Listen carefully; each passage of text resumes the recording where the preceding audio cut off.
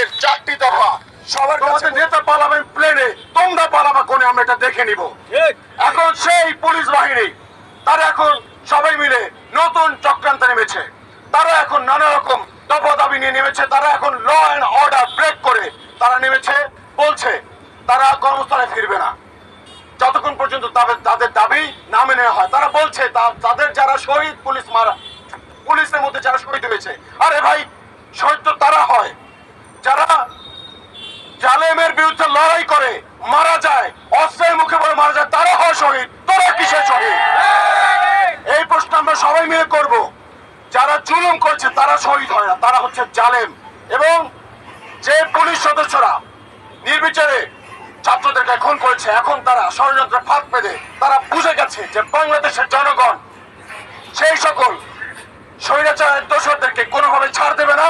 তখন তারা এখন আপনারা দেখেছেন সকল থানা থেকে পুলিশ চলে গেছে, পুলিশ লাইন থেকে পুলিশ চলে গেছে। তার একটা ব্ল্যাকমেইল যখন তাদের বিট্রেটা করা দরকার ছিল ফ্যাসিস্ট হাসিনার বিরুদ্ধে, তখন তারা সেটা না করে এখন বিট্রেটা করছে সাধারণ ছাত্র জনতার বিরুদ্ধে। এখন এটা বলতে পারি আমরা একটা ব্ল্যাকমেইল। সো এই ব্ল্যাকমেইল আপনাদেরকে মনে রাখতে হবে, এই ব্ল্যাকমেইলে বাংলাদেশের মানুষ কিন্তু ভয় পায় না, বাংলাদেশের ছাত্র জনতা এই ব্ল্যাকমেইল ভয় পায় না। সবাইকে মনে রাখতে হবে, আপনারা যদি এখন কর্মস্থলে না ফেরেন, যে 1.5 লক্ষ মানুষ এই যে হত্যাকাণ্ডের সঙ্গে যুক্ত ছিল, এই গণহত্যার সঙ্গে যুক্ত ছিল, যে 1.5 লক্ষ মানুষ এখন বিট্রে করছেন, মনে রাখবেন বাংলাদেশে এখন 26 লক্ষ বেকার রয়েছে। সবাইকে আমরা বলবো ওদের বাদ দিয়ে দিতে, আমাদের যারা ছাত্র জনতা আছে, মেধাবীরা আছে, তাদেরকে আমরা প্রস্তুত থাকতে বলবো আপনারা রেডি থাকেন, আমরা আমাদের দেশ আমাদের মতো করে সাজিয়ে দিব ইনশাআল্লাহ। আপনারা জানেন গত একটা সপ্তাহ আমরা প্রত্যেকের দীর্ঘম কাটিয়েছি, চোখের নিচে প্রত্যেকের কালো দাগ, মাথা সবার একদম স্থির হয়ে গেছে। এখন আমরা সুস্থ স্বাভাবিক চিন্তা করতেও এখন টেনশন হচ্ছে। আপনারা জানেন রাতের বেলা তারা ভয় দেখাচ্ছে, রাস্তায় নেমে গুলি করছে। এই কিসের কার এই তথ্য কিন্তু আমরা সব জানি আসলে কোন যদি আপনারা মনে করেন বাংলাদেশের মানুষ বোকা, জানি এই হত্যাকাণ্ড কারা করেছে এবং সাধারণ মানুষের উপর কারা নির্যাতন করেছে, কারা আর্মিদের উপর গুলি চালিয়েছে এবং কার ভয়ে পুলিশরা আজকে ব্যারাক থেকে পালিয়ে গেছে। মনে রাখবেন আমরা কিন্তু সব রকম তথ্য আমাদের কাছে সংগ্রহ করে রেখেছি। এর বিচার আপনারা যদি ঠিক মতো আমাদের কথা না শোনেন, আজ হোক কাল হোক 12 বছর পরে হোক, এর বিচার ছাত্র জনতা করেই ছাড়বে ইনশাআল্লাহ। আপনাদেরকে বারবার বলছি, আপনারা যারা ফ্যাসিস্ট হাসিনার দাবিদারি করেছেন, আপনারা অতি দ্রুত বাংলাদেশের মানুষের কাছে ক্ষমা চান। এত দাবি দেওয়া না করে এই যে দাবি আপনারা করছেন, ব্ল্যাকমেইল আপনারা করছেন, আমরা জানি বাংলাদেশের এখন অর্থনৈতিক অবস্থা টালমাটাল অবস্থা। আপনারা যে ব্ল্যাকমেইল করে এখন ছাত্র জনতাকে বিপদে ফেলানোর চেষ্টা করছেন, এটা আমরা ভালো করে বুঝে গেছি। আপনাদের এই বিপদে যে ভয় আপনারা দেখাচ্ছেন, এই ভয় আমরা আর পাই না।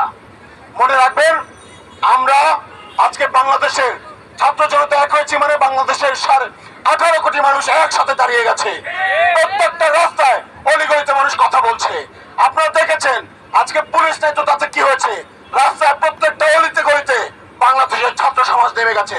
তারা নিজ দায়িত্ব কাঁধে নিয়ে তার ট্রাফিক পুলিশের দায়িত্ব পালন করছে, তারা বাজার মনিটরিং করছে, তারা দেয়ালে দেয়ালে যে সকল পোস্টার ছিল সেটা পর্যন্ত তুলে ফেলছে। তো আপনারা যারা এই ষড়যন্ত্রের সাথে যুক্ত, তাদের তুলে ফেলতে এই শিক্ষার্থীদের 2 মিনিট সময় লাগবে না। আপনাদের আমাদের কথা দীর্ঘ না করে আমরা আমাদের 4টি দফা সবার কাছে বলতে চাই। হয়তোবা আজকের মধ্যে একটা ঘোষণা চলে আসবে, অন্তর্বর্তীকালীন যে সরকার আগামীকালকে তাদের দায়িত্ব নেবে এবং আমাদের প্রথম আমরা যেই দাবিটি করব তাদের কাছে, যেন আমাদের সকল শহীদ ভাইদের যেই জুলাই মাসে যে গণহত্যা হয়েছে, সেই গণহত্যার বিচার যেন সবার আগে হয়। আমাদের দাবিগুলো আমরা ঘোষণা করছি। প্রথম দফা 1, আইন শৃঙ্খলা রক্ষাকারী বাহিনীর সর্বোচ্চ পর্যায় থেকে সর্বনিম্ন পর্যায় পর্যন্ত যারা উক্ত নারকীয় হত্যাকাণ্ডে প্রত্যক্ষ এবং পরোক্ষভাবে জড়িত, তাদের প্রত্যেককে অনতিবিলম্বে আইনের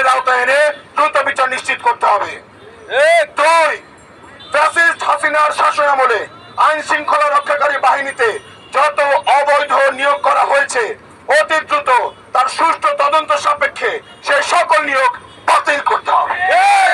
তিন, যে সকল দুর্নীতিবাজ আইন শৃঙ্খলা রক্ষাকারী বাহিনীর কর্মকর্তারা অনৈতিকভাবে পাহাড় সম সম্পদ গড়ে তুলেছে তা বাজেয়াপ্ত এবং পাচারকৃত সম্পদ অনতিবিলম্বে দেশে ফিরিয়ে আনার ব্যবস্থা করতে হবে।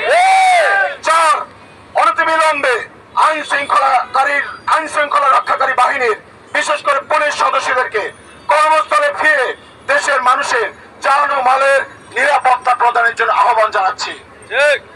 বাংলাদেশের পুলিশ, আমরা বিশ্বাস করি যারা আপনারা কনস্টেবল পর্যায়ে ছিলেন, আমরা জানি যে আপনারা হুকুম পালন করেছেন শুধুমাত্র।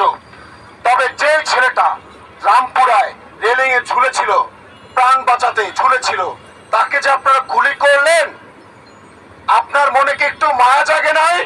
তাকে কি আপনি বাঁচাইতে পারতেন না? আপনাকে কে নির্দেশ দিয়েছে তার উপরে নির্বিচারে গুলি চালাতে?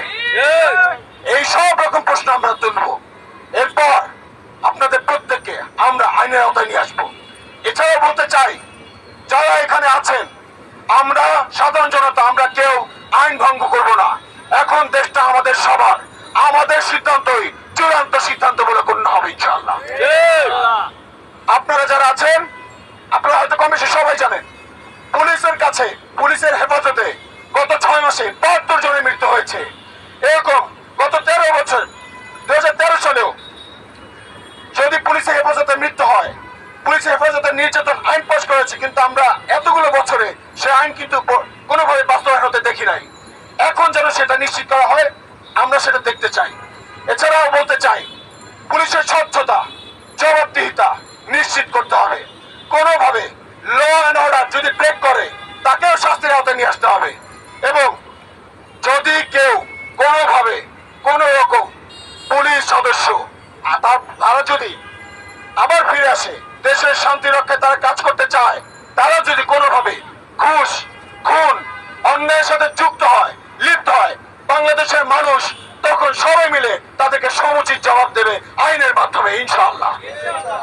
আমি আগামী 24 ঘন্টা আলটিমেটাম দিচ্ছি, যদি আগামীকালকে অন্তর্বর্তীকালীন সরকার ক্ষমতায় এসে প্রথম যদি